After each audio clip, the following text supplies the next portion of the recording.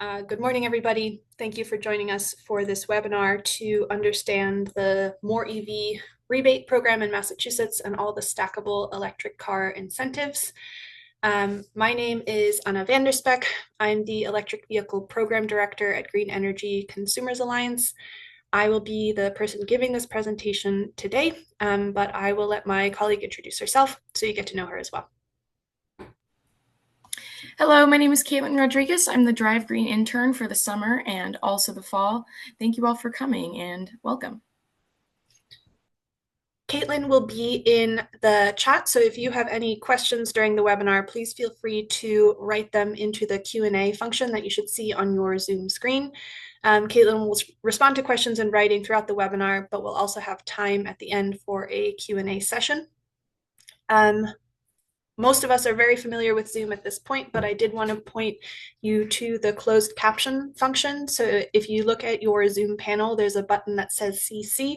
If you need closed captioning, you can click on that, and then the text that I say will appear on your screen as readable language as well. But with that, I will go ahead and jump right in. So as I mentioned, Caitlin and I both work for Green Energy Consumers Alliance. If you're not familiar with us, we are a nonprofit organization working to empower consumers and communities to speed a just transition to a zero carbon world. We've been around for over 40 years in both Massachusetts and Rhode Island, and we achieve our mission both through programs where we offer programs and services where people can learn about various clean energy technologies and then actually make the switch with our help.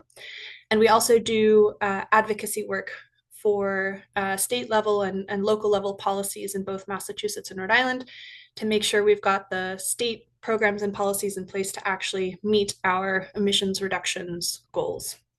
So I will be giving the presentation today, but there are two other organizations in the background that we want to make sure everybody understands why we had all those logos on the first slide. So the state More EV program, which is the electric car rebate program in Massachusetts, is housed in the Department of Energy Resources, or DOER. And that is the state agency that is responsible for policies and programs that have really anything to do with energy supply. So both the security, diversity, and cost effectiveness of that energy supply, but also the cleanliness of it in terms of greenhouse gas emissions, the resilience of it in terms of how we're going to adapt to the effects of climate change. And it is that state agency that houses the state More EV program. The Center for Sustainable Energy, or CSE, is a national nonprofit, and they are the ones that actually administer the rebate program on behalf of DOER.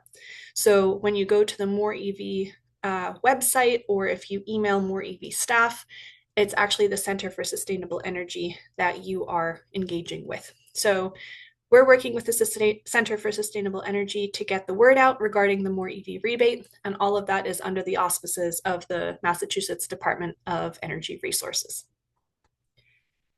So I will go in great detail through More EV throughout this presentation, but just at a high level to start with, More EV is the state rebate program in Massachusetts for electric vehicles. It is an acronym. It stands for Massachusetts Offers Rebates for Electric Vehicles.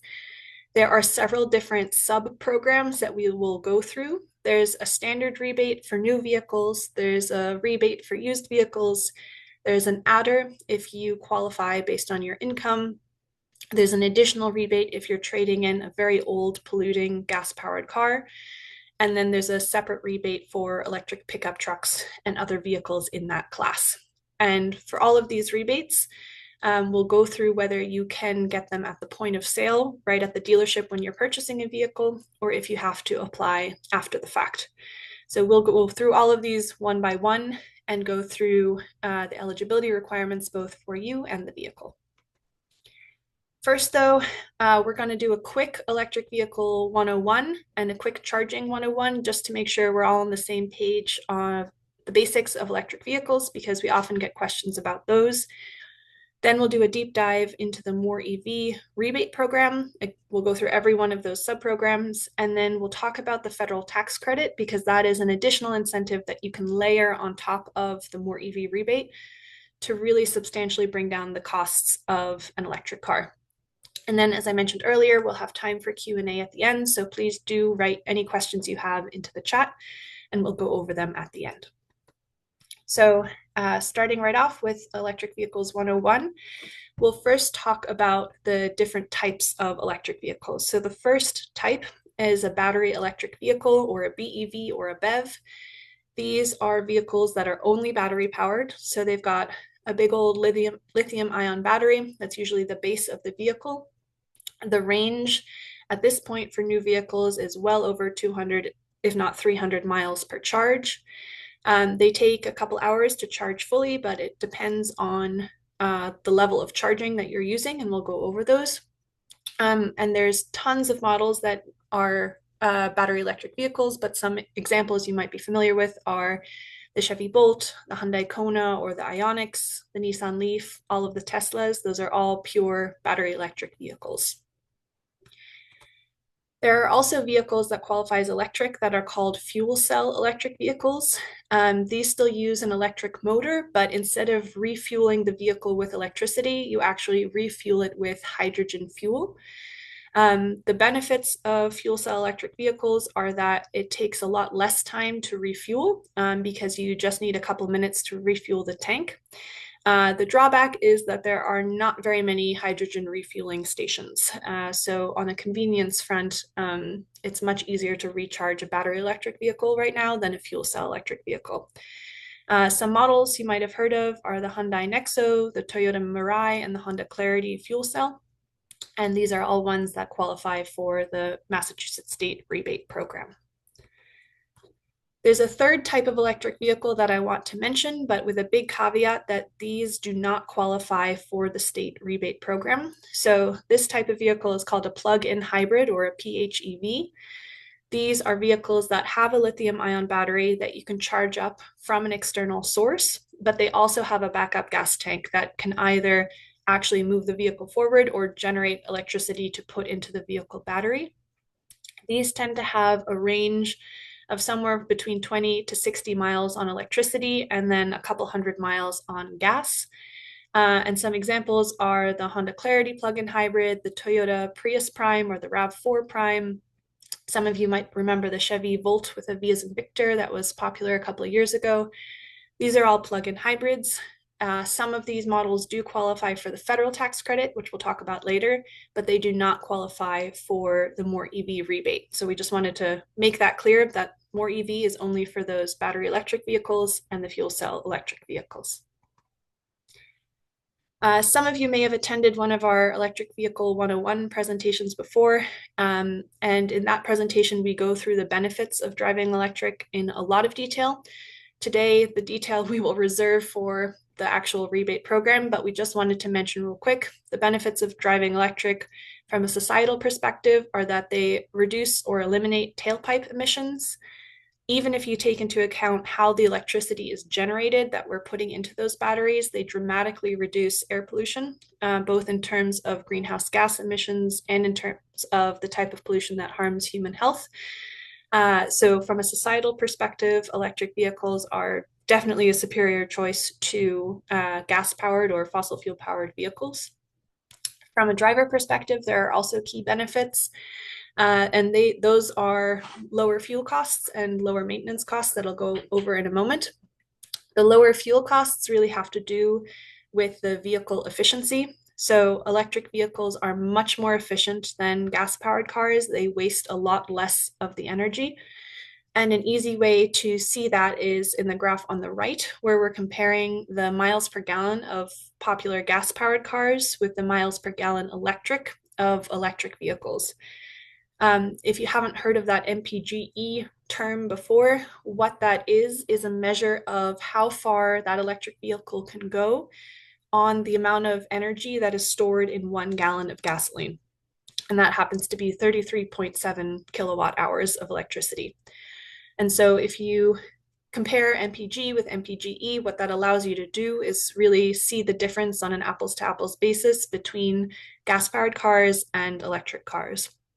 So looking at that graph on the right, Toyota Corolla, for example, gets around 35 miles per gallon.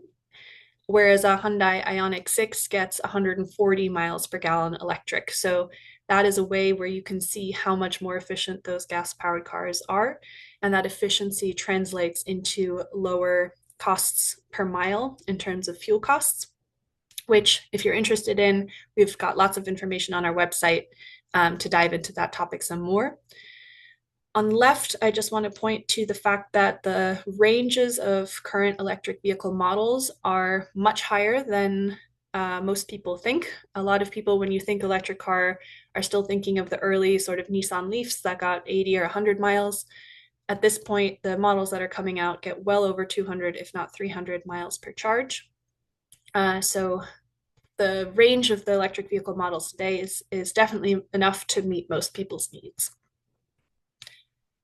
I mentioned that maintenance costs are much lower for electric vehicles. If you want to dive deep into this, when I share the slides after this webinar, you can click on the link at the bottom for Consumer Reports. They did a study of several thousand gas-powered cars and equivalent electric vehicles in real life, real people's driving costs, and found that over the life of the vehicle, electric cars have about half the maintenance costs of gas-powered cars. And this graph, or this image from the Federal Department of Energy, illustrates that in a slightly different way. So what we're seeing here is a graph of the scheduled maintenance costs for different types of vehicles. So each one of these columns is a different type of vehicle. On the left, we've got internal combustion engine vehicles, or ICE vehicles. And we've got hybrid electric vehicles. These are the traditional hybrid vehicles that don't plug in. Then we've got plug-in hybrid electric vehicles, and the furthest on the right, we've got those battery electric vehicles. And you can see that as you move towards a more electrified vehicle, those scheduled maintenance costs go down. And there's a couple different reasons for that. One is there's a whole class of costs that just don't exist in battery electric vehicles. Those are those red costs at the very top of the columns. So battery electric vehicles don't have or don't need transmission service, spark plugs, oxygen sensors, or timing belts.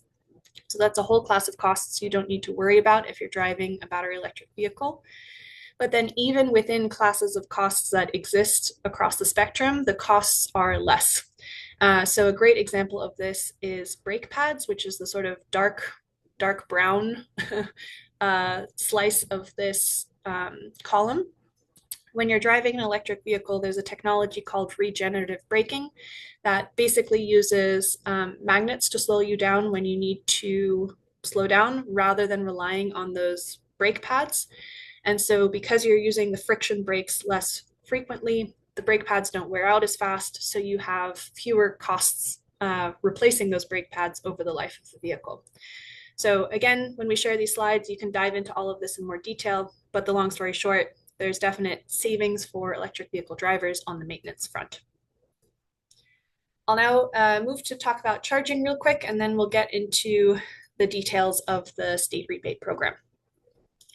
So quick refresher on the types of charging. There's 3 levels of charging. The first level is called level 1. It's also called a trickle charge because it's the slowest type of charging. And this is when you take a level 1 charging cable, which either comes automatically with the vehicle or you can purchase, and you just plug it into a normal 120 volt outlet, the same type of outlet you would plug a laptop or a cell phone into. This adds about 4 miles of range per hour spent charging, which doesn't sound like a lot, but if you only drive 40 miles a day and are able to plug in at home and charge overnight, you can replenish what you've used in a day in 10 hours overnight. So a lot of people find this to be sufficient for charging at home. The next level up is called level 2 charging. It's significantly faster than level 1 charging. It can add anywhere between 15 and 30 something miles of range per hour spent charging. The speed really depends on which vehicle you're using and which charger you're using, but these are charging units that you can install at home. We've got a whole guide on how to do that if you're interested, but there are also lots of level 2 charging stations available in the public, and we'll show you shortly how to find them. But these all use a 240 volt outlet. So if you're installing one at home, this is the same type of outlet you might need for an all electric dryer or a washing machine or something like that. The third level of charging is called DC fast charging. Some people call it level 3 charging. The DC stands for direct current, and this is absolutely the fastest type of charging you can do. This is the type of charging you might do if you're on a road trip and you're stopping at a rest plaza or need to add a whole bunch of miles in a relatively short amount of time. The range of how many miles you can add per half hour of charging is pretty wide because it depends on what vehicle you're driving and what charger you're using. But a lot of the modern vehicles now can add about 100 miles in half an hour. And this is the type of charging you would only do in public. You can't install one of these at home, but it's really there for you in those longer road trips. So there is a lot more public charging available out there than most people think. It's not like a gas station where it's got a big sign on the side of the highway so you know exactly where it is. These stations are built in places where people are already parked for some amount of time. So gyms and supermarkets and libraries and lots of other locations. We recommend a website or app called PlugShare. The link is at the bottom of the slide, but basically you can go to that website, type in any location, and it will show you what public charging stations are available around that location. So you can see where they are, how much they cost, what type of chargers they have.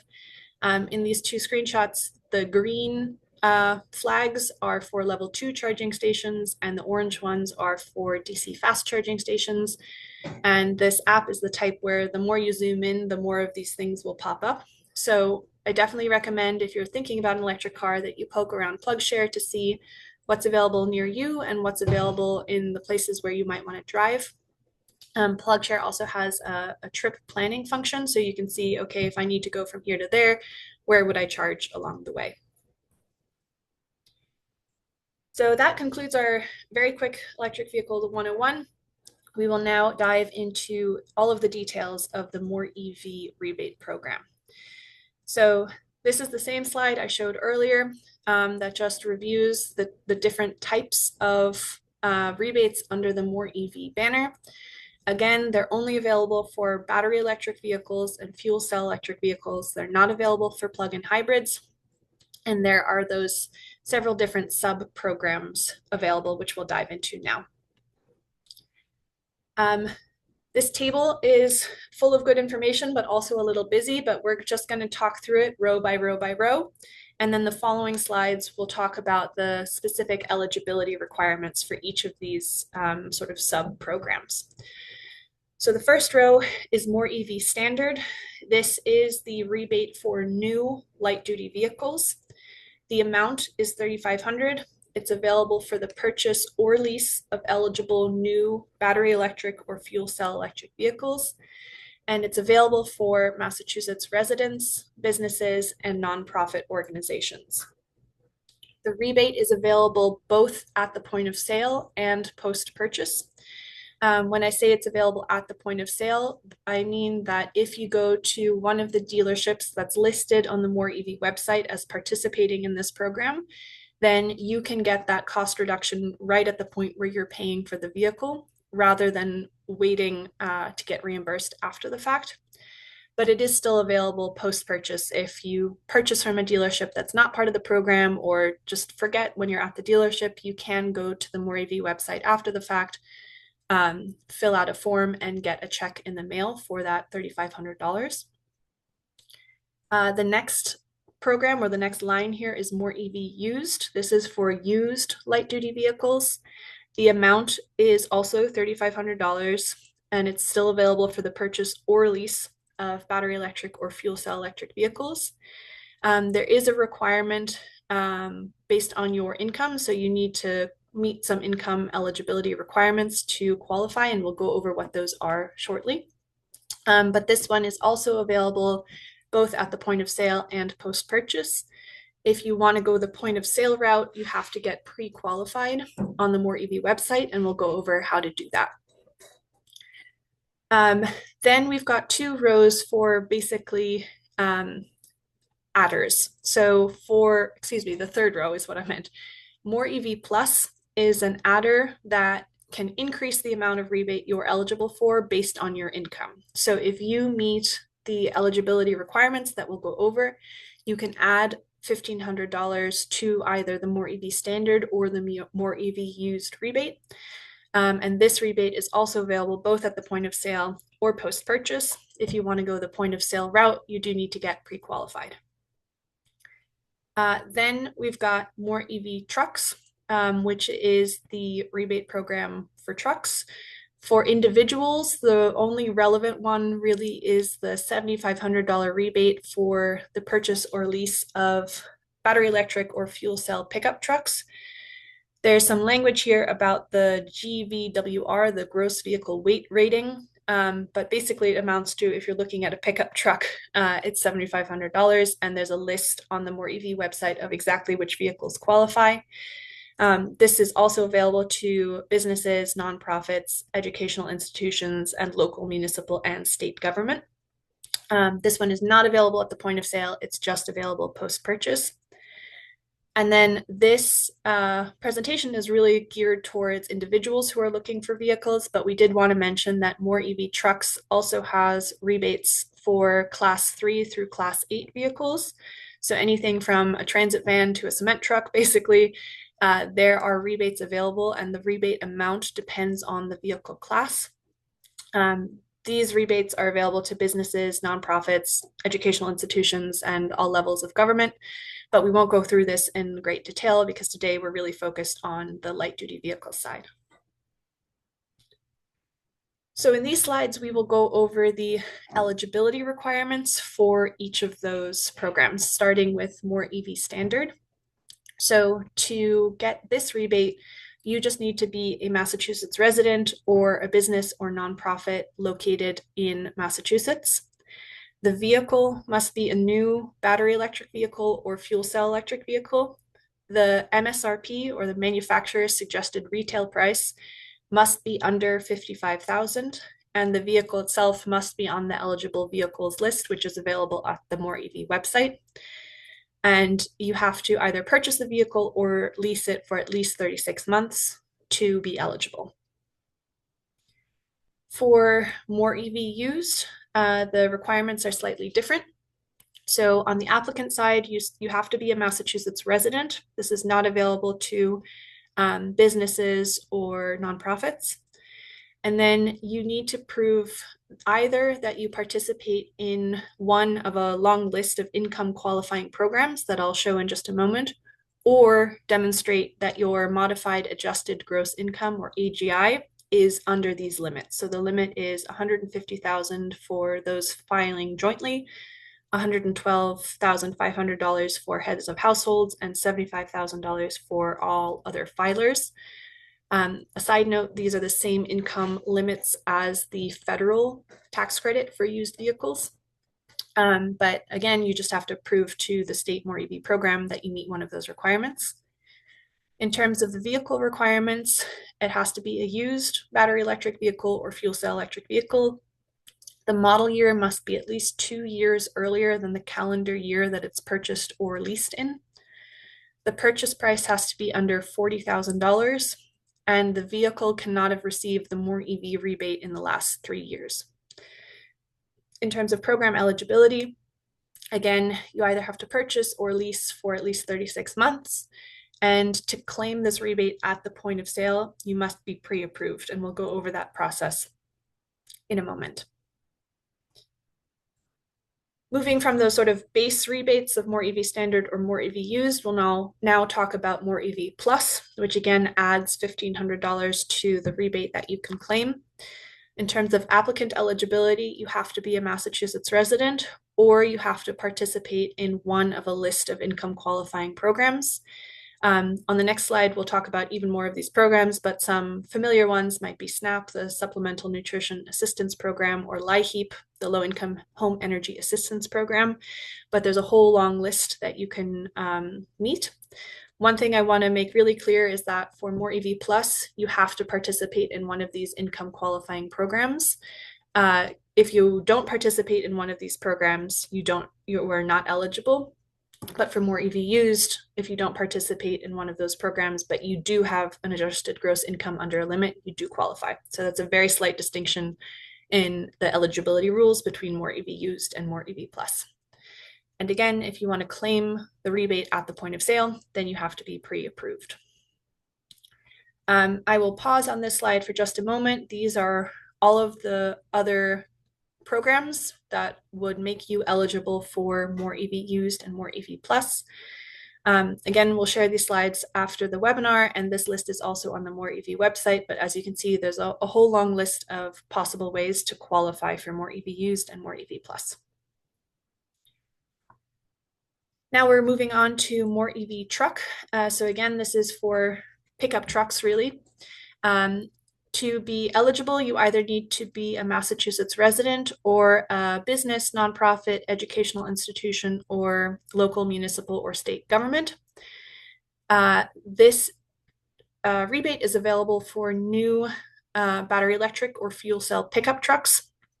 And again, there's language about the gross vehicle weight rating, but really it just amounts to pickup trucks.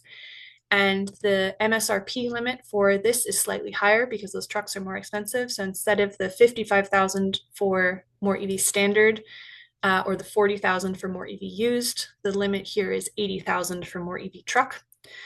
And then in terms of program requirements, you have to retain ownership of the vehicle for at least 36 months, or if you're leasing, lease for at least 36 months.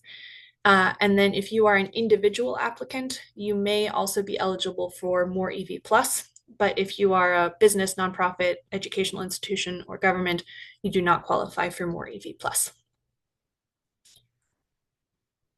And then finally, we have more EV trade-in. So this is the additional $1,000 that you may be eligible for if you're trading in an old gas-powered car at the same time that you're purchasing a new or used electric vehicle. So more EV trade-in is available only to Massachusetts residents who are trading in a qualifying internal combustion engine vehicle at the same time as purchasing or leasing an EV. In terms of vehicle eligibility, there's a long list here. The vehicle must, or you must provide a vehicle inspection report from the Massachusetts Vehicle Check. The vehicle has to be an internal combustion engine, not including hybrid vehicles or plug-in hybrid vehicles. So the intention here is to really target the oldest, most polluting vehicles on the road. The vehicle has to be at least 12 years old. It has to have a market value. It must be a light-duty vehicle. It must be traded in at a licensed Massachusetts dealership, and it has to have been within your family's use for at least the 2 years prior to the trade-in date. So this is basically preventing you from going out and buying an old clunker on Craigslist and then trading it in. It has to actually be a vehicle that you've been driving and are taking off the road.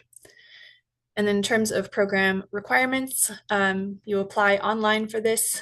You have to submit the required documentation within 90 days of purchasing or leasing an eligible new vehicle. And you apply after you've already received the More EV rebate at the point of sale, or after you've applied online for More EV Standard, More EV Used, and or More EV Plus. So if you get the More EV rebate at the point of sale, you have to wait for that application to really be processed before you can also apply for More EV trade-in. But all of this is information that's available on the More EV website as well. So I know that was a lot, so we're gonna move right along here to the pre-qualification process for More EV Used and More EV Plus. So the good news is that this is all online. If you go to the More EV website at more-ev.org, you can create an account, and that will lead you through the process. For More EV Plus, you need to fill out this pre-qualification form before you purchase or lease a vehicle. You can demonstrate that you qualify by indicating which income qualifying program you participate in and uploading documentation of that, or uploading a copy of your driver's license. And then you can prove that way that you qualify for more EV plus. For more EV used, the process is very, very similar, with the addition that you can prove that you qualify by uploading a copy of your tax transcript to confirm eligibility based on your adjusted gross income, instead of proving that you participate in one of those income qualifying programs. But once you get to the More EV website and say what you're applying for, it makes it very clear what it is that you need to submit to get pre-qualified for either More EV used or More EV plus or both. So that concludes our run through of the More EV rebate program. We're now going to turn to the federal clean vehicle tax credits, because these can be stacked right on top of the More EV rebate, but they work slightly differently. So before I launch into this, I have to read this slide that says very clearly that we are not tax professionals. We're not giving accounting advice. The information that we're providing here is purely for educational purposes. So with that caveat, I'll move right along. So the federal clean vehicle tax credit was instituted by the Inflation Reduction Act, and it creates both a new and a used clean vehicle tax credit. So we'll talk about those separately because they have slightly different requirements. For the new electric vehicle tax credit, the amount is up to $7,500 on eligible models. And that eligibility is determined by a list of battery and assembly requirements that we'll go over in a minute. The tax credit is valid through 2032 for battery electric vehicles and plug-in hybrid electric vehicles and fuel cell electric vehicles. The credit can be claimed at the point of sale or when filing for your taxes. Either way, you have to purchase from a dealership that has registered with the IRS's Clean Energy Portal. And you, the purchaser, need to meet some income requirements. So your income needs to be under $300,000 for joint filers, under $225,000 for heads of household, and under $150,000 for individual filers. I mentioned that there are complicated rules that determine which vehicles are eligible. We will go over them here because people are curious about this, but I want to really stress that you do not need to memorize these. You can just find a list, and we'll show you how, of which vehicles are eligible and go from there. But if you're wondering why some vehicles are eligible and others aren't, there are 3 sets of requirements, and all 3 need to be met for the vehicle to be eligible. So the first is that the vehicle's final assembly requirement has to be in North America. So that's the United States, Canada, or Mexico. You can check this yourself with the vehicle identification number using the link that we've hyperlinked here, but it's much easier to just go through the dealership and let them tell you which vehicles qualify. There is an MSRP price cap. So for SUVs, vans, and pickup trucks, that is $80,000. For sedans and hatchbacks, it's $55,000. And then there are 2 sets of very complicated mineral and battery component requirements, where if the vehicle meets both of those requirements, it qualifies for $7,500. If it meets one but not the other, it's $3,750. And if it doesn't meet either of those requirements, then it's 0. So again, these are the components to figuring out whether an electric vehicle qualifies or not. But as a potential buyer, I would say just look at the list of eligible vehicles. Don't worry about these details in the background. When the Inflation Reduction Act was passed, it created this clean vehicle tax credit for individuals, but it also created a commercial vehicle tax credit that does not have the same complicated eligibility requirements as the one for individuals. What that means is that dealers, or basically leasing agents, can claim that commercial vehicle tax credit when they acquire vehicles from manufacturers to lease. And many are choosing to pass the value of that tax credit on to consumers in the form of either lower monthly payments or lower upfront costs. So if you're looking at electric vehicles online, you might see a lot of them are being advertised with a $7,500 lease rebate. That's basically the federal tax credit being passed on to consumers. So if you're looking at a vehicle that doesn't qualify for the clean vehicle tax credit, it might be worth considering leasing just to capture that incentive value. Moving on to used vehicles, there is now a federal tax credit for used electric cars. We've linked to a list of the manufacturers and models that qualify. The good news, at least, is that the complicated battery requirements that we just talked about don't apply for used vehicles. So it's a much simpler process to figure out if a vehicle qualifies or not for the used tax credit. The amount is $4,000 or 30% of the sales price, whichever is lower. You have to buy from a dealership, so you can't just buy a used car from a friend. And the vehicle has to be at least 2 years old and cost less than $25,000. I'll note here that that limit is different from the limit for the Massachusetts rebate. So for the federal tax credit, it has to cost less than $25,000. For the state used rebate, it has to cost less than $40,000. And then there's a lower income threshold. So again, that threshold is $150,000 for joint filers, $112,500 for heads of household, and $75,000 for single filers. So how do you actually go about claiming this tax credit? You've got a couple choices. So you can choose to transfer the tax credit liability from yourself to an IRS registered dealership, or you can choose to claim the federal tax credit yourself when you're filing taxes. If you choose to transfer that tax credit liability to the dealership, you can choose to apply the value to the down payment of your car or towards the cost of an EV, or you can just receive cash. If you take it at the time of sale, your personal tax liability no longer matters because you're using the dealership's tax liability. But if you take it when you file your taxes, then you can only claim up to your federal tax liability. We've created a checklist if you're thinking about getting an EV to make sure you're doing all the things you need to get that federal tax credit. The first thing that you need to do is that you want to confirm that your expected income for the year is under the required limit. And again, those limits are different for new and used vehicles. If you think your income is going to be under that limit, then you want to make sure that the dealership or store that you're working with has registered with the IRS Energy Credits online portal. The best way to do this is to just ask a salesperson, or better yet, a general manager, and just have them confirm that yes, they are registered.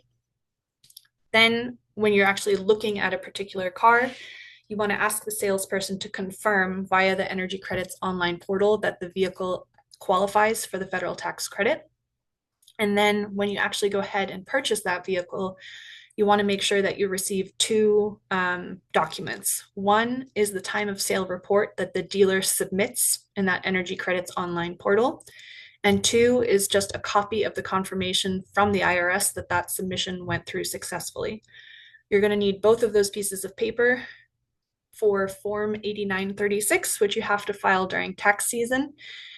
You have to do this even if you don't normally file for federal taxes, and even if you got the credit at the point of sale, you still need to fill out this form, and you'll need that time of sale report to do that.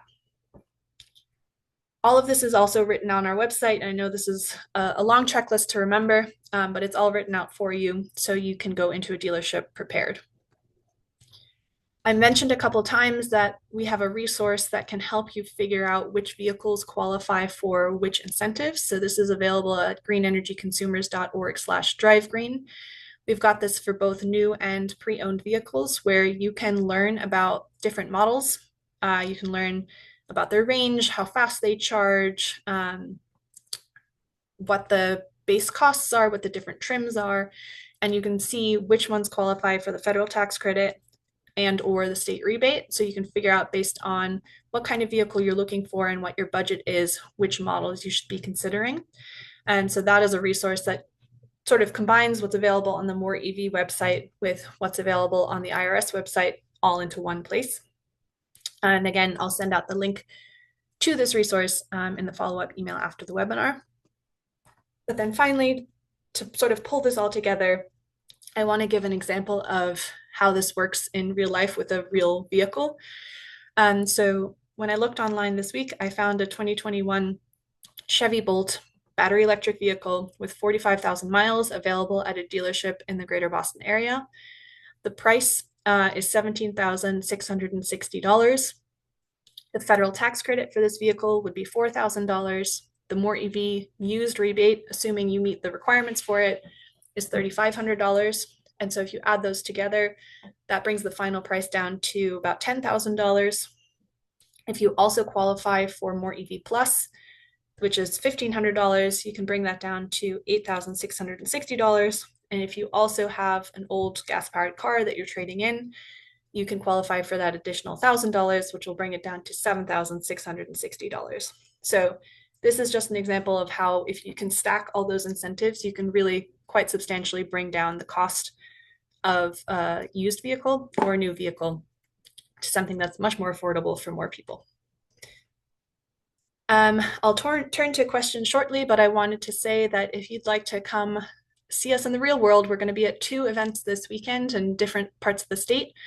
So on Saturday, we will be in Pittsfield with a community organization called Westside Legends. They have an annual soapbox derby, which is going to be a lot of fun, but we're going to have a little electric vehicle showcase as part of that event. And the starting arch will actually be inflated using one of the electric vehicles rather than a diesel generator. So we're really excited about that. And then on Sunday, we will be in Quincy, Massachusetts at the annual August Moon Festival put on by our partners at Quincy Asian Resources Inc. or Quarry. This is the 3rd time we'll be at this event. It's a huge cultural festival. It takes over an entire street, Coddington Street by the Y or the high school. And there's lots of food and music and fun, but we'll also have an EV showcase and more information about the More EV rebates. So we hope you can join us there. And with that, I will turn over to questions. And I see that there's been a fair number in the chat. So let's see. So, okay. Someone is asking if you sell an ICE vehicle, so an internal combustion engine vehicle privately, and then lease an electric vehicle from another dealer, can you get the trade-in rebate? That is actually an excellent question that I don't know the answer to, and I will find out for you. My understanding is that it's much easier if you're trading in the vehicle where you are also purchasing or leasing a new vehicle. But we will double check the eligibility requirements of that program and get back to you on that question. Let's see. There was a question on where to obtain that pre-qualification voucher for More EV. The answer is the More EV website. So if you go to mor-ev.org, you can create an account and apply for that pre-qualification voucher. That's something you want to do before you go out and purchase or lease a vehicle. And then there was a question about, is there a list of vehicles that qualify for the federal and/or state incentives? Yes. Looks like Caitlin put the link in the chat. So thank you for that, Caitlin. There's a question about how long you have to lease a new vehicle to qualify for More EV. The answer is 36 months, which most leases are 36 months. Very occasionally, some people lease for 24 months, but the minimum is 36 months to qualify for More EV. And then we've got a couple other sort of more technical questions on electric vehicles themselves, which I'm happy to answer because we're here. So there's one question about the different plug types. So when we were talking about DC fast charging, what we didn't go over in this presentation, but do go over when we do deeper dives into electric vehicles themselves, is that there are different plug types for DC fast charging. And the question is, if you have one type, can you use the other type? Are there adapters?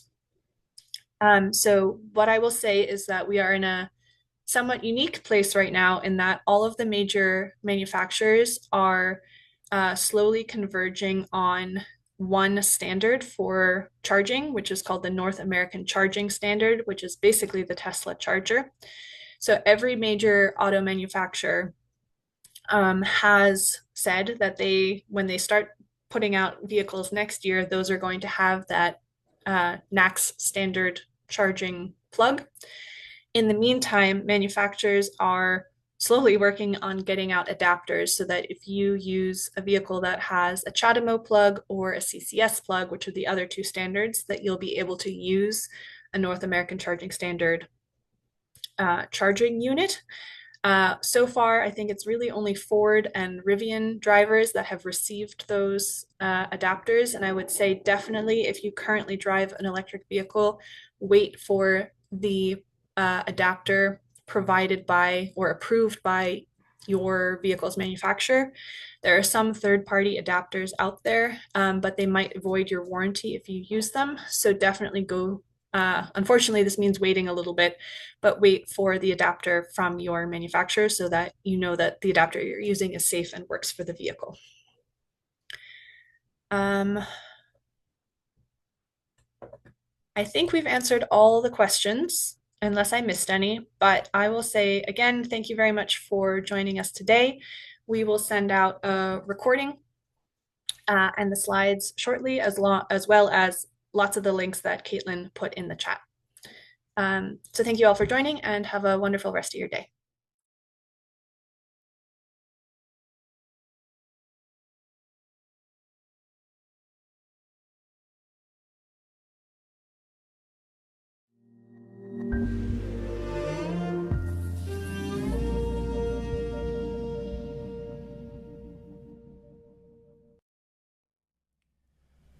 Welcome everyone. I'm Chris Golden, an Associate Professor of Nutrition and Planetary Health here at the Harvard T.H. Chan School of Public Health, and moderator of today's discussion. I'm delighted to be joined by today's panelists. We have Julia Olson, Co-Executive Director and Chief Legal Counsel for Our Children's Trust, Kari Nadeau, Chair of the Department of Environmental Health at the Harvard School of Public Health, and John Rock Professor of Climate and Population Studies, and Alicia Yeaman, Lecturer on Law and the Senior Fellow on Global Health and Rights at the Petrie Flom Center at Harvard Law School, and Adjunct Senior Lecturer on Health Policy and Management at the Harvard School of Public Health. Our Children's Trust is a nonprofit public interest law firm that represents young people in landmark lawsuits designed to secure their rights to a healthy environment. Let's watch a clip courtesy of Our Children's Trust so we can hear some from those young people. Thank you. In 2018, when I lost my house in a flood, it was due to a tropical hurricane. Climate change definitely had something to do with the drastic changes in the weather and in the fire that just happened. If we don't act now for climate change, we're only going to see more of these disasters, and that's not what I want for my future. It's not about the government being wrong or these people being evil. It's about changing an unhealthy pattern of behavior that's harming Montana's people. This trial is barely about our generation right now. We know it's about our futures, but it's about future generations too. We're fighting for them, not just us. We will not allow the federal government to silence our voices. We will continue to stand in our courts, in our streets, and on the front lines of fossil fuel infrastructure until every pipeline has been shut down. Our Children's Trust is dedicated exclusively to representing children and youth in courts to stop the climate crisis. The future of 2 billion children is threatened by climate change. Young people deserve to be happy and safe today and in the future. We use our legal and scientific expertise so they can tell their stories. We build the capacity of youth plaintiffs to grow as leaders. In turn, they hold their governments accountable and they advocate for science-powered climate action to protect their own rights to a safe climate. Julia, can you discuss the underlying legal framework that underscores your mission to universal children's climate rights? Thank you, Chris. It's great to be here. Our Children's Trust, we're really based on 3 core principles, and it's this idea that children and young people who will suffer the impacts of climate change more than anybody else, and for the longest period of time, both because they're unique physiologically and mentally, as we'll hear from Kari, but also just because a child born in 2020 is really born into a crisis and a situation that's dangerous. So we uplift these young voices to protect their rights through our legal systems here in the United States and around the world, and also to be heard on a public platform. So we help them do interviews with media and journalists so that they can be part of the public discourse. We help them go and testify before congressional bodies and be heard before administrative bodies. And so that's a really vital component of what we do. And we're in fact the only law firm on the planet that exclusively represents youth on the climate crisis. The second really important principle is we're looking for science-based systemic remedies to the crisis.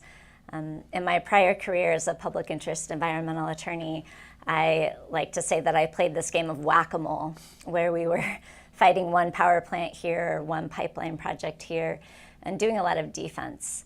And we really need visionary systemic approaches to correcting this problem that is not just about one part of the fossil fuel system, but really the entire system that government is promoting and subsidizing and allowing to move forward. And the third component is I really shifted my lens when I had children and realized that the climate crisis, yes, it's an environmental issue, but it can't just be solved through environmental law. That really, at its core, it is a human rights issue and a children's rights issue. And so I pivoted from environmental statutory laws and started looking at constitutions and human rights laws wherever they're found.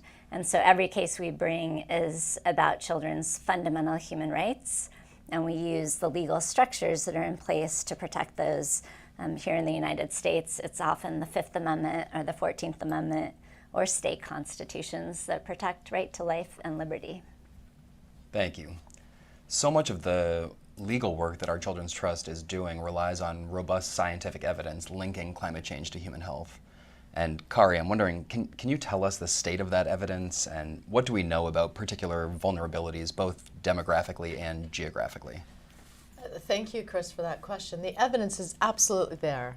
It's incontrovertible that climate change is real, and importantly, that climate and health are inextricably related to each other, and that we have a lot of room to go, but there is a lot of room for hope now because our recent Conference of the Parties, for example, in the Middle East this year, 148 countries signed on to a declaration which said that climate and health are related. And importantly, now we need to focus on solutions. But a lot of this came from science. How do we know that climate and health are related? And let's talk about it for children, because I agree with Julia that it is a very important human right to make sure that we have access to nature that is healthy, especially for children. So when we think about some of those climate change events that have affected either you or your families or other people that you know or people in the news, let's talk about heat first. With heat, we know that in 2023, this was the hottest year ever in 100,000 years. The average child today will be born in a world that suffers through twice as many heat waves as when I was a child. That's a lot of heat waves. Why is that important? That can increase asthma for children. That can increase suicide rates for their parents or for teenagers. And it can affect their cognition. So for every degree Fahrenheit increase, if you take that same test as a child, you'll have a decrease in your percentage of the test result. Just think of that. 20-degree difference means 20 points less on a specific cognitive test. So that affects the brain. And that's just heat. Let's think about some of these other effects with climate change and health. The drought. So we have a lot of people in this planet, especially in the global south, that are affected by drought and food insecurity. That leads to displacement. We have about 213 million people displaced every year due to climate change related events. And of that, the majority are women and children. That's going to lead to mental health issues as well. And so that we have to protect our children under those conditions. Flooding is also a major issue. We saw that in Pakistan. And one flooding event can lead to cholera. Children, especially, can have at least a 50% fatality rate with cholera. Vector-borne diseases are another issue around climate and health. And children are at a high risk for that, especially children that live in areas that are inequitably exposed, that already are exposed to toxic events, for example, that have been red zoned, the vulnerable populations that Chris was alluding to. Children are especially vulnerable, the most vulnerable of the vulnerable. So those communities that are suffering through environmental justice, that are on borders of red-lined communities that have been unfortunately discriminated against, the children in those communities are even at a higher risk. So for example, their immune systems, because of the stress, for example, of potentially being a person of color, in addition to a vector-borne disease, that makes them very low likely to be able to combat that disease. So all of these issues around climate and health are there. We need to focus on solutions now, but especially for children, because thanks to Julia and thanks to others now, they're gaining their voice, and because the youth movement is gaining voice here in this country. But up to now, they have been those that have been suffering the most from climate change related events, but have had no voice. So to me, this is a moral imperative that we act now, and we help those that typically have been affected most and suffered the most from climate change, and we need to leave no one behind, especially children. Thank you, Kari. You point to so much evidence about how climate change will impact all people, and particularly children, across all corners of the earth. And yet every nation, and often states or populations within nations, will have different legal protections. And so, Alicia, I'm wondering, can you share a bit about what geographical scale is best for addressing these concerns? Sure. Well, thank you again, Chris, for including me in this conversation. You know, it's a complicated question because not only do every country has its own legal and policy framework, and sometimes subnational units like states, as Julia already mentioned. Sometimes there are regional treaties that also are incorporated into domestic law that affect this. So, for example, in Latin America, almost every country in Latin America has enshrined the right to a safe and healthy environment in their constitutions, and a number of countries have enshrined actually rights of nature. So they're not just human rights. It's an idea of rights that go more to One Health, actually, than just human health. But there are also differences in terms of enforceability, in terms of standing, as Julia alluded to, because when in many cases children don't have access to courts and they can't vote, which is what goes to a lack of voice and a democratic problem. There are problems when courts just don't have the ability to enforce judgments because of resistance from the political organs of government.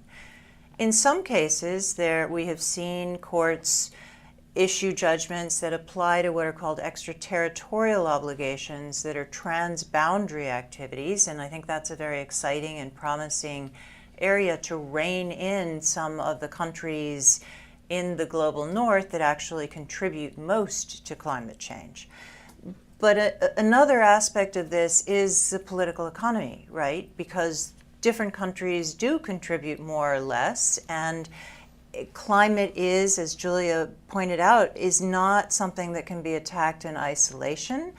Pakistan was underwater in terms of real flooding, but it was also underwater in terms of debt. And when we're asking national governments to do climate adaptation, in addition to a whole lot of other things, and yet they are spending so much on debt servicing, we have to figure out what we really mean by leaving no one behind, right? Then the same thing goes with multinational international taxation rules that allow fossil fuel companies to deduct the royalties they pay from taxes. So, thank you. Julia, I wonder if I could ask you a similar question. How does your approach differ in each state? How does it differ between the US and your international work? And kind of transcending that, what are the core elements that don't change regardless of the geography and population you're trying to protect? Yeah, good question. So I'll start by talking about the United States. So from the beginning in 2010, when we started putting together our first round of cases on behalf of youth, we knew we needed a state and a federal approach. to securing constitutional climate rights for young people. And so we've always worked state by state. And every state has a slightly different constitution, and every state is playing a different role in the climate crisis. So our recent trial last summer in Montana, in the Held versus Montana case, it was the first constitutional climate trial in history here, where 16 youth went and held their government accountable. 12 of them testified.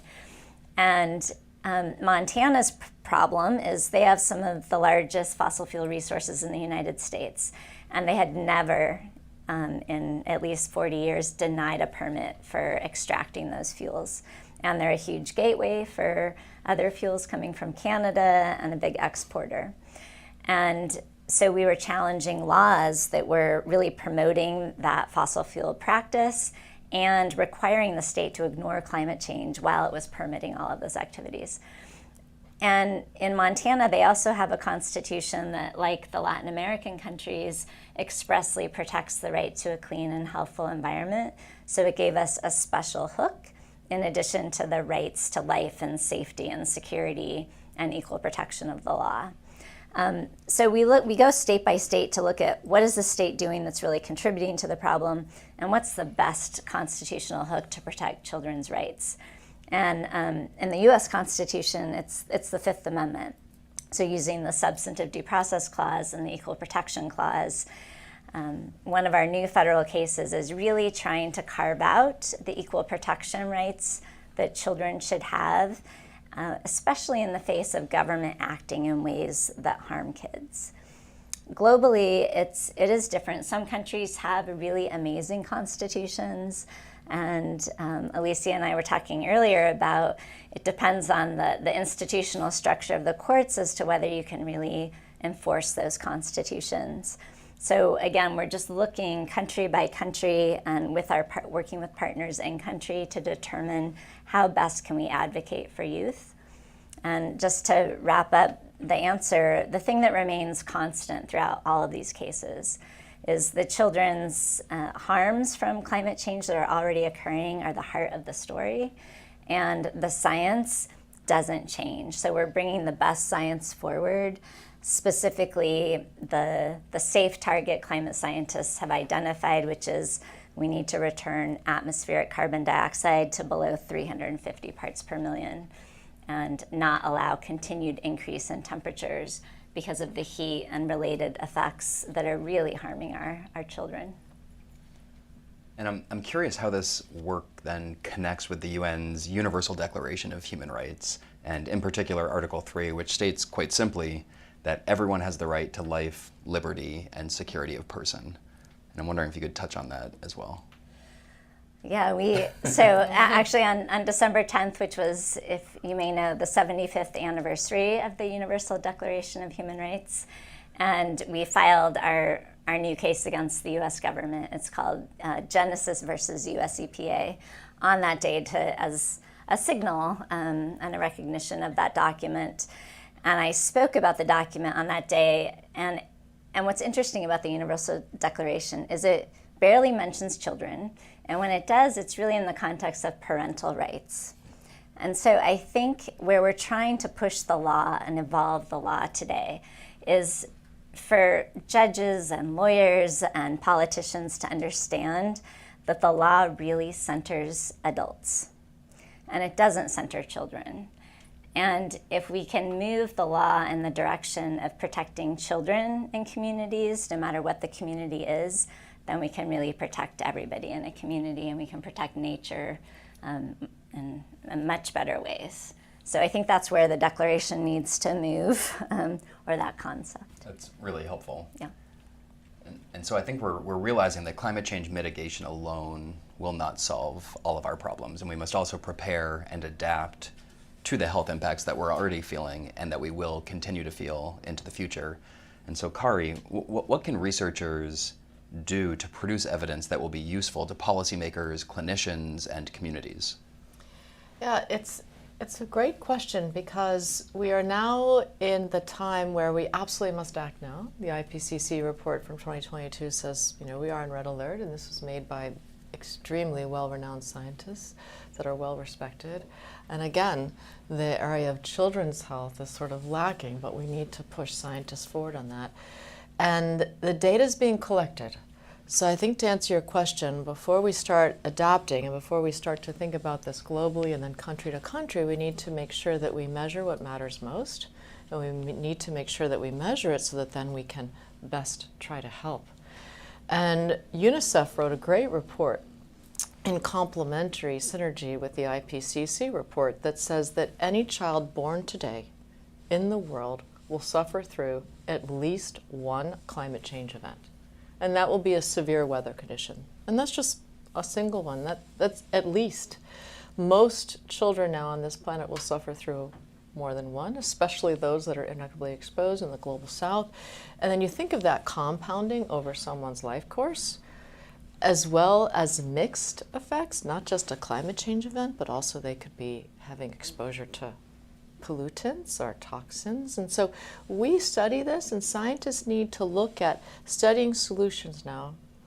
And I think that's important. And I want to give you some areas of hope now, because as scientists, we can take our quantification methods that we do so well, especially in the public health field, and that can help regulators and help policymakers move forward and help litigators and lawyers look at the attribution of certain climate change events to health outcomes in children and how that might be inducing bodily harm. And what I like to do is flip it around and say, well, we know that climate is bad for the health of children, but what about the solutions? Because that proves even more that something could have been attributed to that health effect and climate change. So studies have been done. Now we know that for every dollar put in, especially in New England, this was actually not a modeled study, it was done and published already through Boston University and other colleagues that work in this area. For every dollar put in to renewable energy, you get $6 out in health co-benefits alone. And why does that make sense? Well, there's now data to show that if you just reduce a diesel bus to using cleaner fuel, just cleaner fuel, that's not even going to an electric bus, that can reduce asthma exacerbations in children within 30 days by 30%. 30 days. And the bus driver benefits too. So this is data that we're focusing on as scientists because we believe in data, we believe in science, but we need to make sure it gets brought to policymakers. What other things help? Well, we talk a lot about greening and wilding because that's important to get access to nature. Not only is it important as a human right, but it's important for our well-being and our mental health. So children, they've done controlled studies where children are placed in sort of a more concrete jungle nursery school versus a nursery school, same socioeconomic status, controlling for everything else, but this nursery school was wild. Within 30 days, the cognition scores improve. The immune status improves. The vaccine responses improve in those children. So these are unintended consequences that are beneficial to be able to make solutions count and that we as scientists need to measure.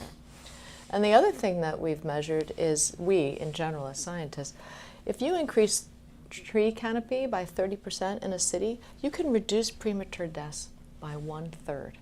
So these are all really important scientific areas of inquiry where we can have that data and that data science to be able to make compelling evidence, to be able to help policymakers move the argument forward, and to help our legal colleagues move the argument forward of attribution. So I'm excited that we're part of that. But we also need to be, as scientists, good role models. And so I think that we have a lot of movement to move forward in terms of being able to ensure that our own institutions practice really good abilities to message and communicate well, to bring our science to policymakers and to the public. Thank you. Lisa, I'd like to ask you a similar question. What can researchers do to produce useful evidence, particularly from a kind of legal policy standpoint? So how are you thinking this could be brought to engage with policymakers or legal scholars? Well, I think many of the things Kari mentioned are incredibly relevant to policymaking as well as to arguing in front of courts, right? And I think a lot of the evidence thus far has been well, has been abundantly used in the kind of stop doing bad things kind of way, right? Stop polluting in this way that is creating an asthma problem in a city. Stop doing this. But I think increasingly scientists are bringing evidence to bear that shows what in legal terms we talk about as appropriate steps and measures. So it's very complicated, right? It's what are the different options? What are going to be the inadvertent, unintended consequences? And that evidence, bringing that evidence to bear to show whether governments are actually taking appropriate measures as opposed to just possibly ineffective measures, is absolutely essential. And I think that's being done more and more, as is in kind of these larger structural cases, and sometimes in monitoring policies as well in some countries, monitoring. So bringing to bear evidence and interpreting what they learn through monitoring judgments, monitoring administrative regulations, monitoring new legislation, and that's also that feedback loop is very important. I will say this one caveat. There are going to be areas of scientific uncertainty. We saw that during the pandemic. Knowledge moves, and there are legal doctrines that can help us manage that. If there's a doctrine called in dubio pro natura. So even when there is scientific uncertainty, you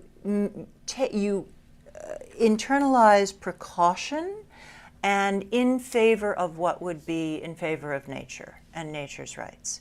And the second thing that I think is important to realize is, as much as public health expertise is absolutely fundamental, we also learned in the pandemic that one size doesn't fit all, and experts' views can't cover what happens to all kinds of discriminated or disadvantaged populations. And the idea that you're bringing to bear voices of people, lived experiences who are affected, is extremely important in interpreting what the scientific evidence means. And I think that's one of the powerful lessons from our Children's Trust's work. Fantastic. That was really useful. And given these responses, I'd like to point this question to you now. What types of research or other support is most needed for you to successfully do your job? Well, I'm getting all sorts of ideas about research just as we have this conversation. I think, so the medical research has been instrumental to our cases. It's just been vital because being able to present before a judge what pediatricians and psychiatrists are saying is happening to children in the face of climate crisis has been just vital to us being able to win in Montana, for example. So I'm so appreciative of that.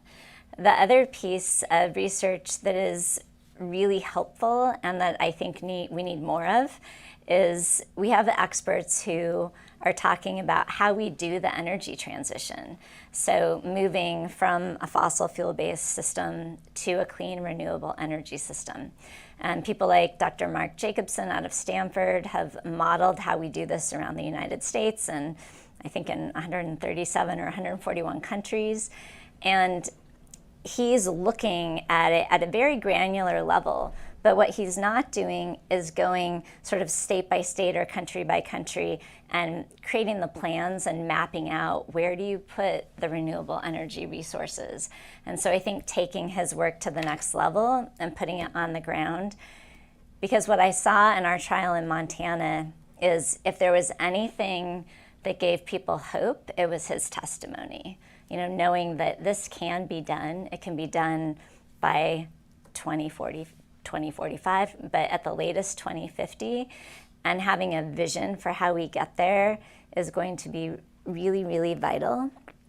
And then I think there's more and more research being done on the mental health effects of climate change on children and young people. I think it would be really interesting to do more sort of social science research on what world do children want to live in, you know, and what do they want and what are their ideas? We get a lot of that information in working with youth, but I think having a broader study on that to present to policymakers could really inform policy. And then the last thing I'll say is, for organizations like ours, we depend on individual donations and support to do this work. We represent young people entirely pro bono. We rely on the pro bono expertise of people like Kari and Alicia to help us do this work. And so having volunteers and donations is what our Children's Trust needs. Thank you. Yeah. It seems like each of you is taking a different approach to tackling the threat that climate change poses to intergenerational equity. And I'd like to ask each of you to explain, maybe in just a few sentences, where do you draw your motivation from, and why is this such an important issue to you on a personal level? If you just go down the line. Yeah, sure, okay. Please. So I've always been a huge nature lover. My favorite place to be is on the top of a mountain. I just came from snow in Colorado with my family.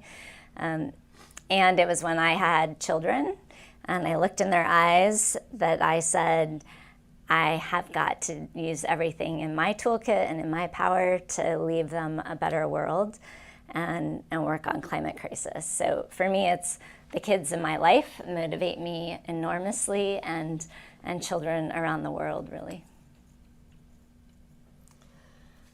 I'm motivated by I think what's affected me and my patients. So as a parent, I agree with Julia, being able to be in nature, having this privilege of being where I am in my life and being very humbly happy with that, and having children that can appreciate the planet. But that there are many children, people of color, especially those that are impoverished, that have never gone to our national parks, they don't really even understand how we could perhaps grow a product that they don't even know how a broccoli plant is made, for example, that they eat. So things like this disturbed me as a pediatrician, and that I had a lot of patients that grew up in the Central Valley that had unfortunately suffered through 100 out of 365 days of wildfire smoke. And that really affected their lungs. Their lung development was different from just an area of the country 3 hours away, because wildfire smoke is extremely toxic. It contains paint thinners and detergents, and that's not good for children's lungs. So I think that really inspired me to get moving.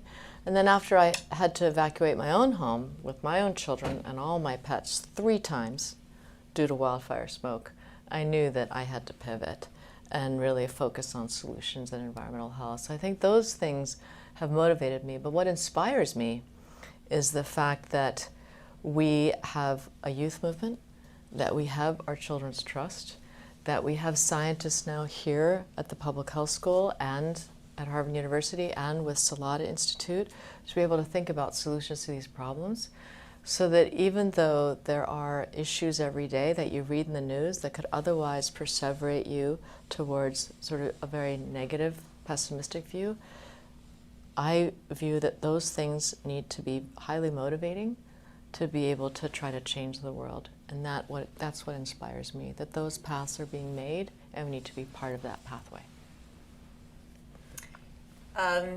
So I guess listening to Julia, I came to this sort of in the opposite direction, because I've been a human rights lawyer for 30 years. I've lived in 7 countries on 4 different continents. I've really worked on economic and social rights, and in particular on health rights for all of that time, doing litigation and organizing and movement building, and working a lot in indigenous communities, especially in Latin America, and seeing their relationship with nature, which is quite different. And as political economy has evolved, and even as transformative constitutionalism has allowed us and given us bigger toolkits, it's quite clear that the world we live in is not, as another article in the Universal Declaration, Article 28 says, which says everyone is entitled to a social and international order that guarantees the enjoyment of rights to everyone. That is not possible with what is happening to the planet. And I see climate change as part of a broader kind of predatory extractivism in terms of labor extractivism and increasingly informal economies, in terms of extractivism of unremunerated care, in many ways. And so I see it as part of interlocking, intersecting systems that deny people and nature, people dignity, children dignity, future generations dignity, and deny nature in the sense that indigenous people talk about Pachamama and mountain gods and apus, also some kind of respect. Thank you, and I just want to say what inspiring words you've shared, and it's such an honor for me to be on this panel with you all. To end, I'd like to ask each of you to give some advice for our audience. And people in this country and across the globe are worried about these risks that climate pose to themselves and their own health and to our future. And what can we do to best protect ourselves? And I wonder if I could just ask us to go down the line, and maybe, Alicia, I'll ask you to start and we can go in reverse order this time. So I would say first, echoing something that Kari said, reject nihilism and fatalism.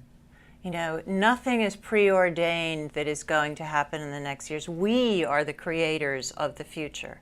So first of all, educate yourself, get engaged in whatever way that means, and don't succumb to fatalism, which is so, and complacency. That's what I would say. Thank you. Yeah, echoing that, it's such an excellent point. I think there is a lot we can do to protect ourselves and protect each other and protect the planet. And understand in all humility that we have the choice in terms of our own extinction, but that this planet will be around for a very long time.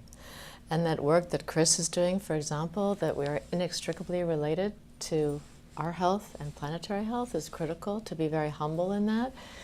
I also think that in order to protect ourselves and protect the planet, having a viewpoint where we can move the needle forward, that we know and can educate ourselves, absolutely. But all of you are here because you are being curious, and also having to listen to communities that otherwise perhaps might not be so curious, but they don't know what they don't know. And so all of you, I hope today, will multiply the message, that you will institute these things that you learned today and multiply, maybe just one other person, but you can be that change to protect yourselves and also protect others. The United Nations, the WHO, the Environmental Protection Agency, the CDC, has some wonderful educational platforms that are available, and that can help you protect yourselves and your families, but also help, again, multiply this message to others. Thank you. Okay, I'll say 3 things. So one, listen to young people. Like if you have a young person in your life, ask them what they think about climate crisis and how they feel and what their experience is. And then if you're an adult, figure out how you can use your skill set to stand alongside a youth, you know, not in front of them and not behind them, expecting them to be your hope, but really how can you support them and be a mentor, be an advocate with them, because that's what they want, right? They don't want us to do it for them, and they don't want to be our heroes. So, you know, engage with young people. They really do have the solutions. And the second thing is, don't give up on democracy and all branches of government. I think it takes vigilance and work. And we will never be done with growing the more perfect nation that we're trying to embody, or the more perfect world. Like, there will always be injustice, and we have to keep working for justice. And so that leads me to the third thing: we have to do it joyfully, right? So we dance before we go into court as a team. We work with a trauma consultant. We do a lot of mindfulness work and breath work. And so find ways to be in community and be healthy while we journey through this incredible moment in history. Thank you. I really want to thank all of you for being here today for this insightful discussion, and we hope to see all of you next time, and have a great evening. Thank you. Thank you. Thank you.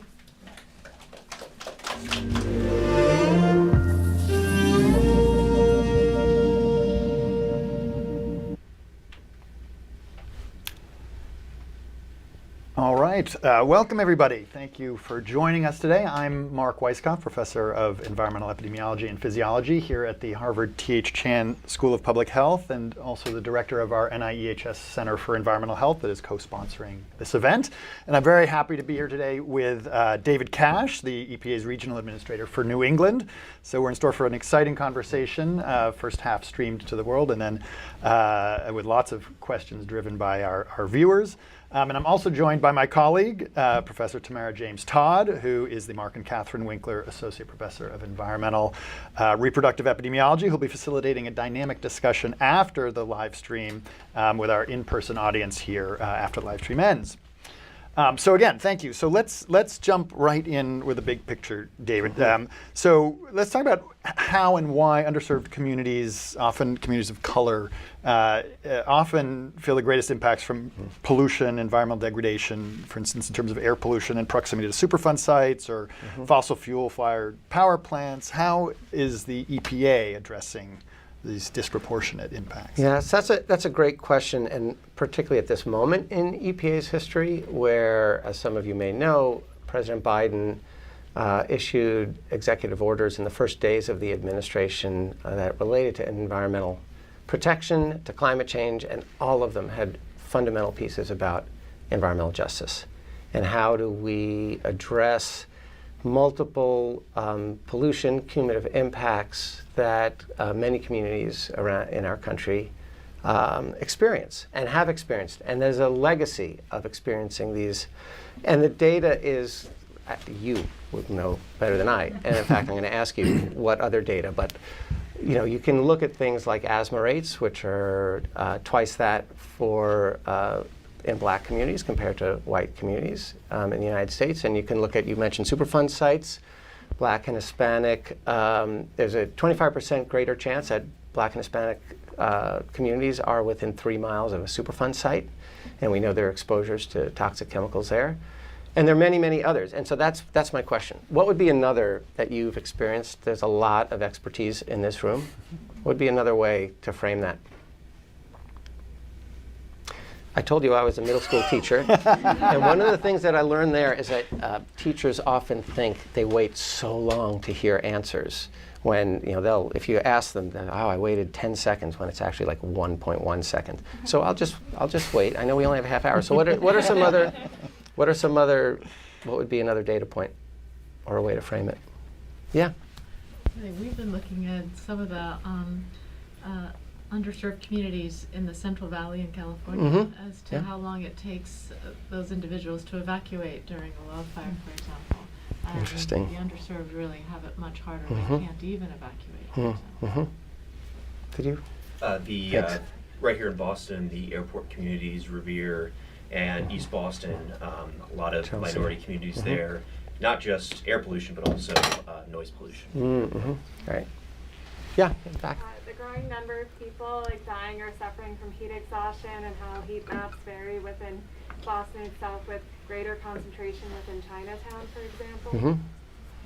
Right. So we could spend hours now having data exposed like this, which demonstrates what the problem is. So your question was why?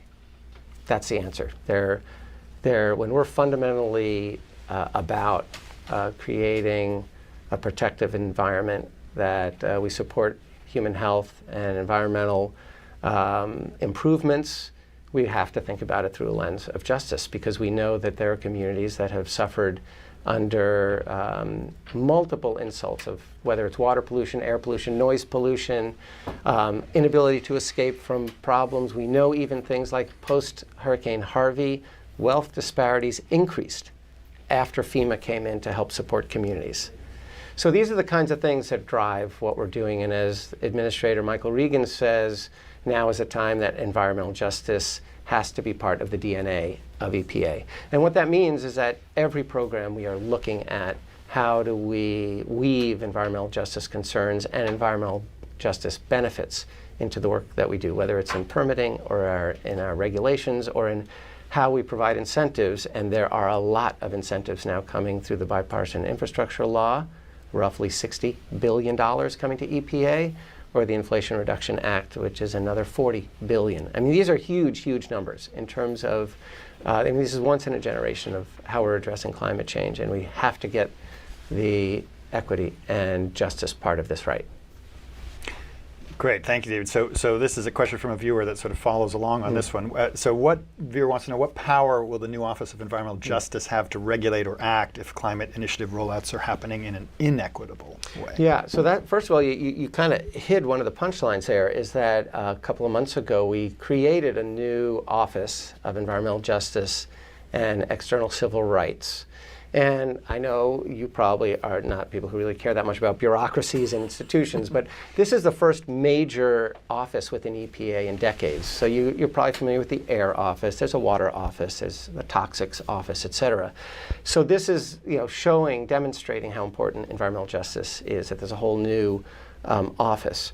So basically, that office is working with the other offices, with air and water, et cetera, on developing the tools that are part of our regulatory authority, that are part of our legal authority, that are part of our permitting authority to be protective. So if you take, for example, we just issued a permit, a stormwater permit in Chelsea. Some of you might have followed that. Early in the permitting process, there's an opportunity for public engagement and public process. And community members in Chelsea were like, well, great, we're glad that you're looking at stormwater, but wait a minute, there are other impacts. There's air impacts, there's noise impacts, there's other water impacts besides stormwater. Shouldn't you be taking a cumulative impact approach, which we don't generally do? And that started this whole process where our permitting team, working with the Office of Water and Office of Air in headquarters, really evaluated how we could do this permit in a different kind of way. Now, the authority in the Clean Water Act doesn't let us at this point look at cumulative impacts, but we're spending a year plus with a study, working with the community, getting extra funding from the Office of Environmental Justice to really dive into not just what the cumulative impacts in Chelsea and neighboring communities are, but what are the tools that we can bring to bear given the authorities that we have in the Clean Water Act, the Clean Air Act, et cetera. So that's how we would follow up with that. And then there are multiple ways where complaints might come in the way that, was it Vera asked, where our various offices of whether it's enforcement and compliance would, investigate what's happening in those communities. Great, okay. So also our conversation today, and this is an important point of mine that I'm stressing, is really centered on action and how we do things. So this fall, the EPA released its Environmental Justice Action Plan. So what are the key components of that, and how are they going to apply specifically in New England? Yeah, so there are a bunch of different components, many of which are being developed right now. I mean, so much of this is new. So much of this has been supercharged by the Inflation Reduction Act, which I think, as you know, many people thought wasn't even going to happen until the end of the summer. And we're trying to figure out, as an agency that has been primarily been a regulatory and permitting agency, an enforcement agency, is now a grant-giving agency. And so we're trying to figure out how do we identify what is a community with environmental justice concerns? How do we identify that? How do we figure out what the best tools are to engage with those communities, to provide the funding that those communities need? And here's a really good example that we have concerns about, that we're trying to figure out the mechanisms to make it work. Of course, these same communities don't have the capacity and resources to apply for a federal grant. It's complicated. There's a lot of reporting requirements, et cetera. So we're trying to figure out, well, how can we create, for example, technical assistance institutions and organizations that can be funded through this, through the two bills, that will support communities that are putting together these kind of grants. How can we work with universities, where there are students in classes that might want to learn? How do you engage with a community and assist them in the grant writing process, et cetera? So there are a lot of creative ways that we're looking to assure that the benefits as we're moving forward actually go to the communities that we think are in most need.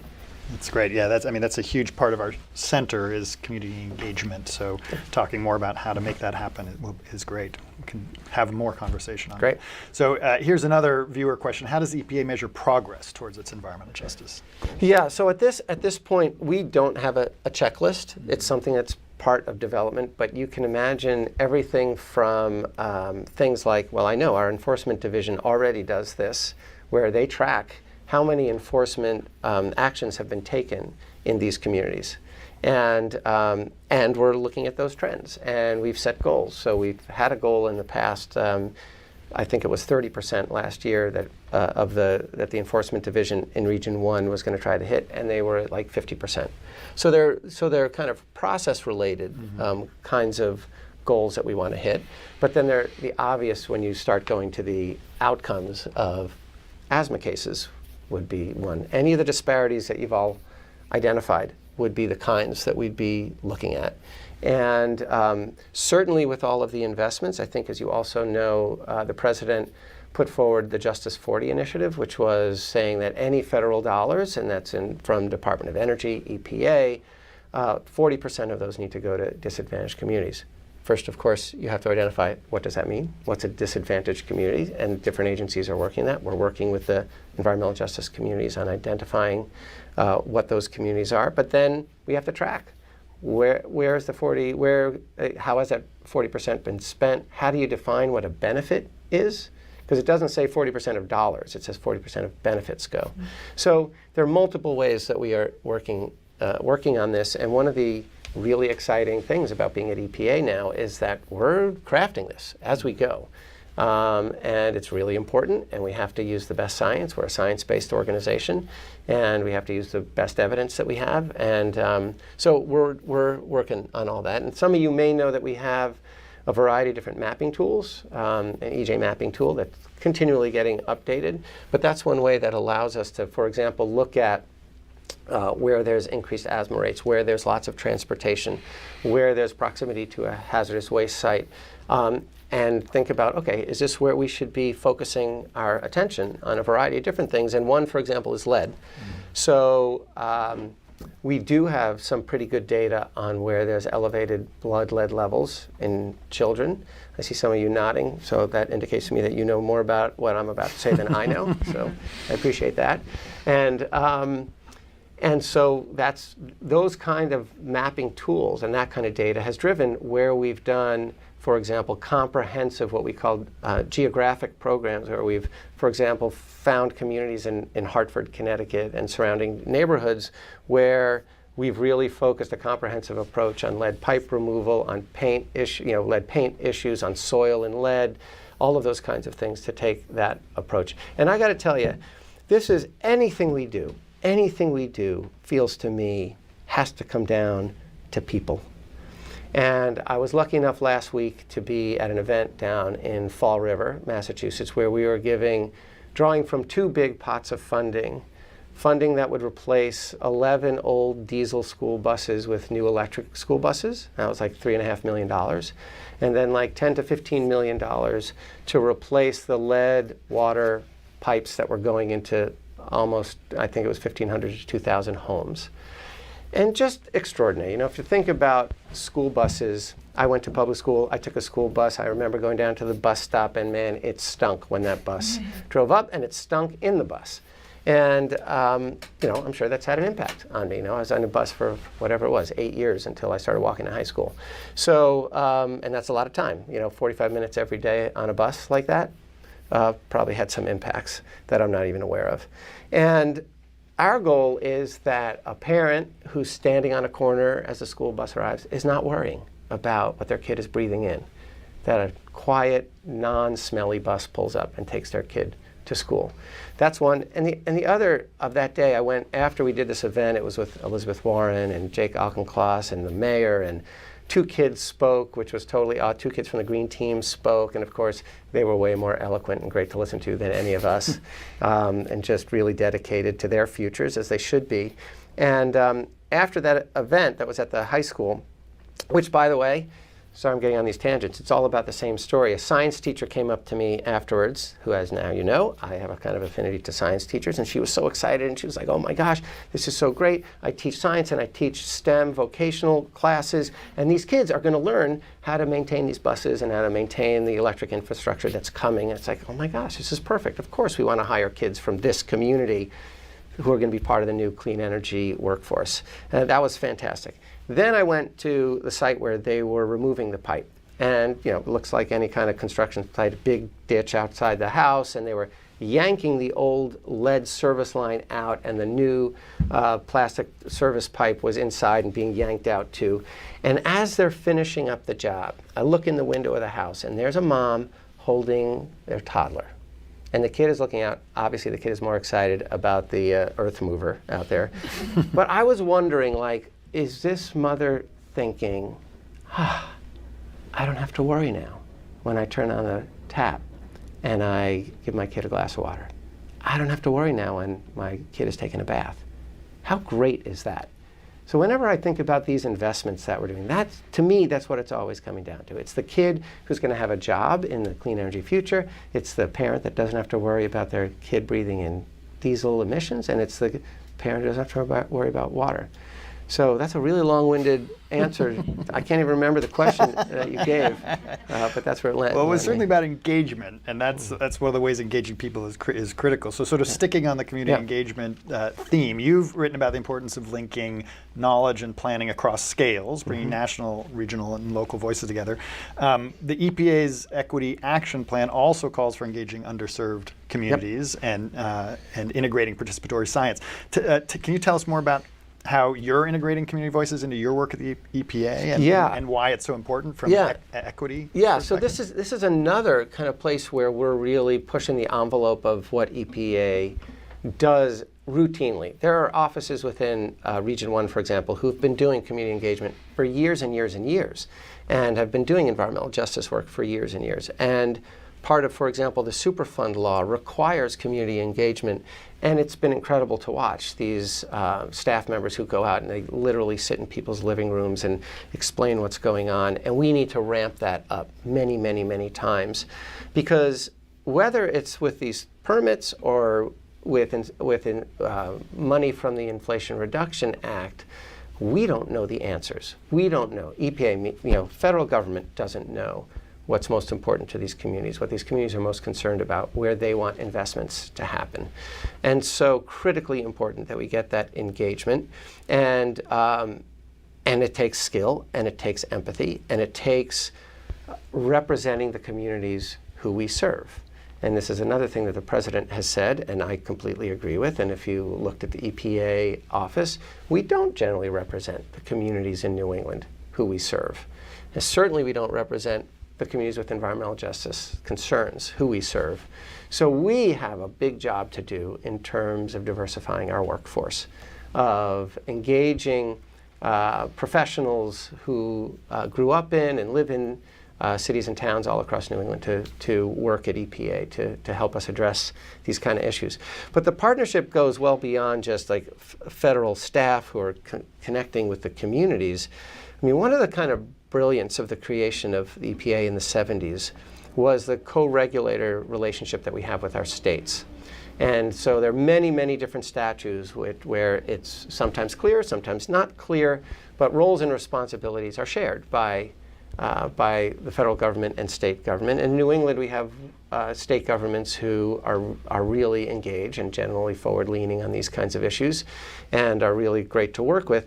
And they're the ones who will generally have relationships with the mayors and the city councilors, et cetera. So you can see this kind of the importance of creating a network from the federal, state, local to the community level that we really have to focus on. And that, again, is another really exciting. We're hiring 10 environmental justice staff members in the next couple of months. I mean, that's remarkable to be pulling so many people on. And those, one of their main goals is going to be working on grants, but it's also going to be part of relating to that is creating the relationships with these communities that are going to be so pivotal to making the wise decisions and smart investments. So I think I know probably partly how you might respond to this question, but this is one sort of near and dear to me, because thinking about our folks here, like the students, the postdocs, the faculty, what are ways that they can best integrate with communities and these community engagement efforts? All right. Okay. So how long do we have? No, this is a great question, and I think as you know, Mark, our chief of staff, new hire Sanjay Seth, who had been at Harvard, had been at the Kennedy School, has been working with Harvard on an MOU, and is working with the University of Massachusetts Boston as well. And we're going to be looking at other universities. But there are multiple ways that there can be connections. So you can imagine research, kind of the research that you're doing, that EPA can get involved with. And I know that there's definitely been connections in the past between Chan and our researchers, and whether our scientists are in our divisions like the water division or the air division, or at our lab. We have a lab up in Chelmsford, has about 60 or 70 scientists who are there, who cover all of those issues. They treat us as clients. They treat the regional office in Boston with its air and water and Superfund team as clients. So there's possibilities there. But we've really been thinking about this, the difficult nut to crack that I mentioned before, of how do we best engage communities and provide technical assistance in a way that allows them to access the kind of funding and technical support. And so we're starting to think that students in a variety of different kinds of classes may be able to serve that role really well as teams of students who develop relationships with cities and towns and communities within towns, or NGOs who want to apply where they might not have the bandwidth, they might not have the expertise, and it would be a phenomenal opportunity for students to learn the federal system and the federal application system. So that's one. That's a couple of different ones. Certainly, I know that your school has done a variety of different ways that you do community engaged science. In fact, I had mentioned this to you, Dr. Levy, who had been a professor here many, many years ago when I first got into state government. There was a pot of federal funds that the environment group wanted to use at the time, because there weren't electric school buses then, to get diesel particulate filters on school buses in the state. And there was this pot of money that would have been enough to retrofit every single school bus in the state. So I connected with Professor Levy, who was doing a really cool community studies where he had folks in Dorchester and Mattapan, where I don't even know what these things are. They're particulate monitors. Is that, am I getting that right? Is that even close to what it is? That's close enough? That's good, yeah. Okay. That's good. That showed, what the concentration of particulates were, and tracked it all around the city, and of course saw that in these communities where there was a school bus depot, and where the school buses ran, had high concentrations, and of course that was a problem. And then there was a professor with Joel Schwartz. He was affiliated here as well? Still here in our Still center. here, okay, Yep. great. So, and he had done all kinds of cool modeling on the economic impacts of lead. As I see people nodding their heads, where it was pretty phenomenal, showing like there was a correlation between a concentration of lead in the air and economic productivity in the future. It was kind of crazy. So this was kind of interesting. You can politically like or not like Mitt Romney, but he was driven by data. And so this was during his administration. So I approached him with those two pieces of scientific research, Professor Levy's and Professor Schwartz, to show that this like $24 million investment in diesel particulate filters would end up with like a $220 million economic benefit because of education for the kids, that the parents wouldn't have to leave because their kid had to go to the emergency room because of an asthma attack. I mean, all the many reasons. And we went for it. We were the first state that did that, and our DEP was, forward-leaning on trying to figure out how to make that happen. So that's another example where the very applied work that you're doing here can be leveraged, whether it has to do with our, permits or policy or investments. But there's another avenue which I think could be pretty helpful. Great. Thank you. Yeah, so I realize we're going to be running short on time, so I'm going to skip around in some of these questions that came here. But one important, sticking on climate, a viewer wants to know, what are some good examples of climate justice at the grassroots or local level? So if that question means like actions by the grassroots level or actions with EPA, I mean, there's a. I don't know. Let's maybe take I'll that. try to go ahead. Pull those, take it. Pull those together.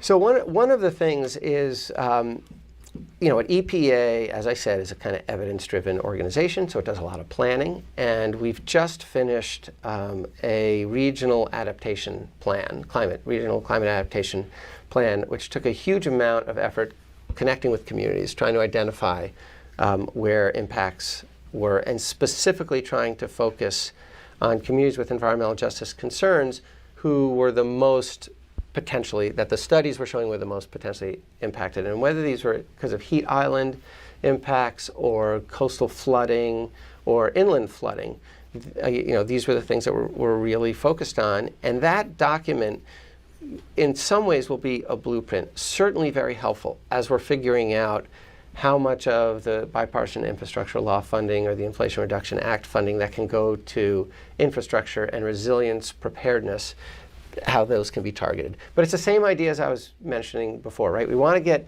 school buses in these communities where there's high asthma rates and high respiratory problems, which are going to overlap with environmental justice concerned communities.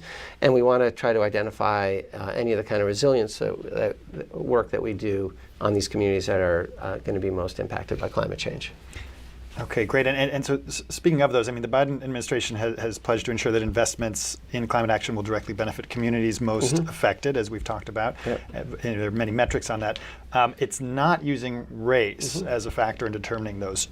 Should it be, or without race? How do is that going to? It's a really good question, and there are multiple dimensions to that. One dimension is that there's, there are civil rights laws and equal opportunity laws that are really going to guide where funding can go, and we know that flips, that there can be concerns, political, litigated concerns when race is used. We know that, and we know that that's before the Supreme Court right now, which I believe this university is involved with.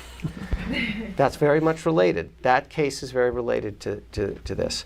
The other is that, and I think you know this way better than I do, that race is highly, highly correlated with these impacts that we're talking about, right? So, when I said at the beginning that that there's the asthma rate is twice as high in black communities as white communities, I mean, so we should just go into communities where there's high asthma rates, right? That's where we're focusing, and that's as we've looked at for the school buses, for example, we're looking at where there's asthma rates, we're looking at income, we're looking at a lot of these criteria that are highly, highly correlated. And if that's where we focus our energies, we know that we're going to have the impacts on black and brown communities as well. And but what we're really interested in is disparate impacts, is the impacts, health impacts, and creating, improved outcomes for health for those communities that need it the most, regardless of race, regardless of, whatever. That's what we want to get. Great. Okay. So maybe one more. I know we're coming close to the end of the half hour, but touching, I don't want to skip forever chemicals, which has been raised by some of our reviewers. So a major concern in New England is those things like PFAS in the groundwater and soil. And EPA recently put out these advisories, lowering the recommended thresholds for PFAS in drinking water.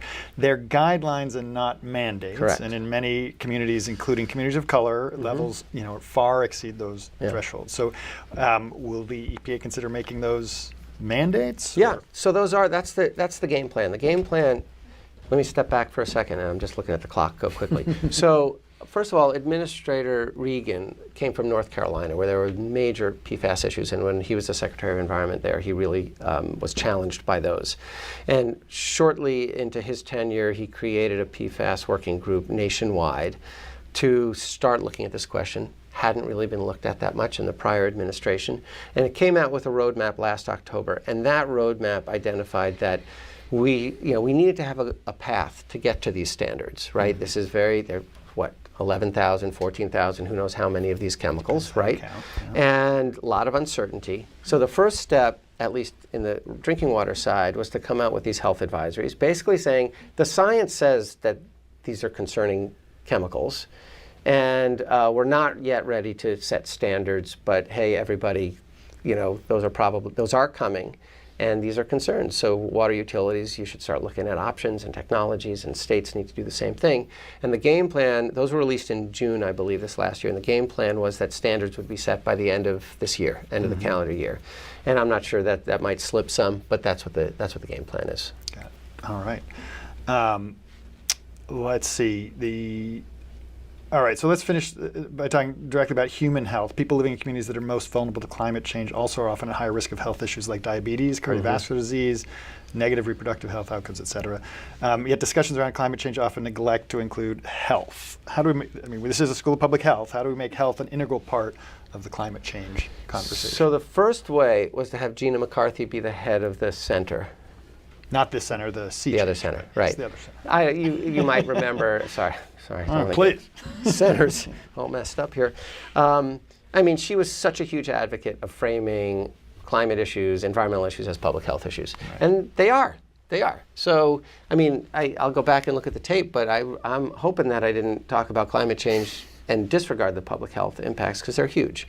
And they intersect with all these other problems that we have, and this is the whole question of cumulative impacts as well. And we didn't even talk about, by the way, the non-environment or health-related cumulative impacts like education and jobs and unemployment and history of redlining, all of those kinds of things, right, which impact as well. So, climate is a public health urgency. The urgency about climate change, for public health and climate change, is just as much there as any other dimension that you're talking about climate change. So the only thing I'd add to what you just said there is that as part of our center, I would say not just the toxic environmental chemicals, because actually part of our center, we've tried to broaden out our definition of the environment to include all those things that we're talking about, redlining, et cetera. Yeah, absolutely. All right. Great. Thank you so much, David, for your thoughtful comments. So I think we've hit the half hour, so we're going to say goodbye to our online audience. Thank you, everybody online. And if you missed any part of the program, you'll be able to view this on the Harvard Chan School's YouTube channel. So check that out if you missed any part of this conversation. All right. Great. Thank you. Have a wonderful afternoon. Thanks. Thank you.